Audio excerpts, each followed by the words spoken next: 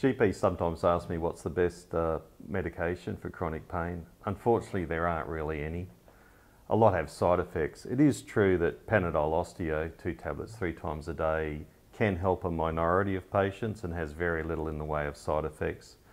But medications rarely, if ever, get patients to where they want to be in terms of what they want to be doing in their lives, return to work, or if they're older, retired, maybe playing bowls, fishing, playing with the grandkids. Medications just don't do it. That's why we promote physical rehabilitation plus cognitive rehabilitation, and for some patients, interventions. I sometimes get asked why patients just can't take opioids for their chronic pain. They are painkillers, aren't they? Well, the opioids are really designed for short-term pain, so acute pain, maybe a week or 10 days after a sprained ankle or a hernia repair. But long-term, their effect turns around such that they actually start to create an increase in pain. It's known as opioid-induced hyperalgesia. The scientists aren't as certain exactly how it works, but basically long-term opioids increases the pain that people feel such that in the long run they have more pain if they stay on opioids compared to if they slowly come off and cease them.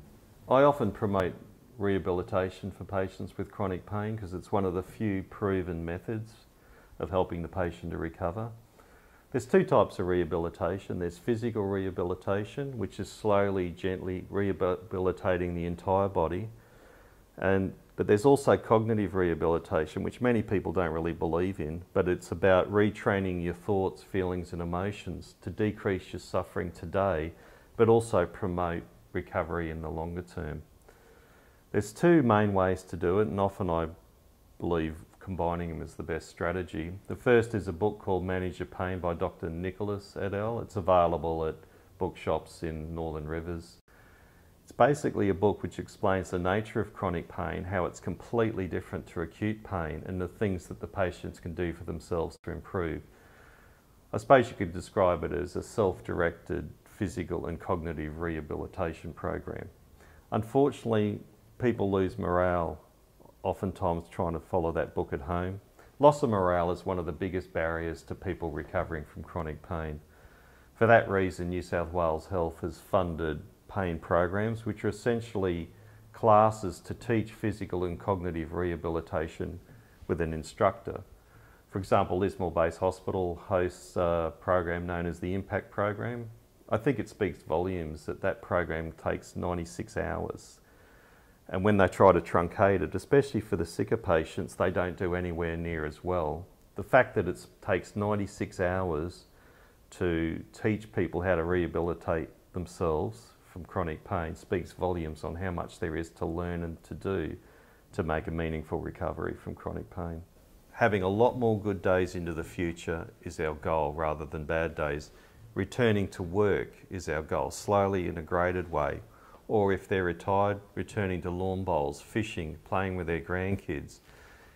What's this all about? It's improvement in their quality of life. That's it, isn't it? I mean, as you get older, things don't work as well anyway, even if you don't have pain. Doesn't mean you give up on life. If you have chronic pain, you want to have less pain and a more enjoyable life. And there's only 3 things that do that have been proven consistently. There might be the odd patient who gets clear benefit from a medication, but most don't. The consistent, proven strategies are a combination of physical rehabilitation, cognitive rehabilitation, and for some, depending on their condition, pain interventions. And that's not a one-man show. We need to be working together with the GP referring to me, phoning me, and I'll call them back and discuss the patient, but also the multidisciplinary teams which are set up in places like Lismore-based Hospital Multidisciplinary Pain Clinic. In one place they have nurse, physiotherapist who's trained in chronic pain, psychologist and a pain doctor, such as myself. There's other pain doctors there as well. And it's that team approach with the patient which gets the best results. But it's not just about the medical professionals.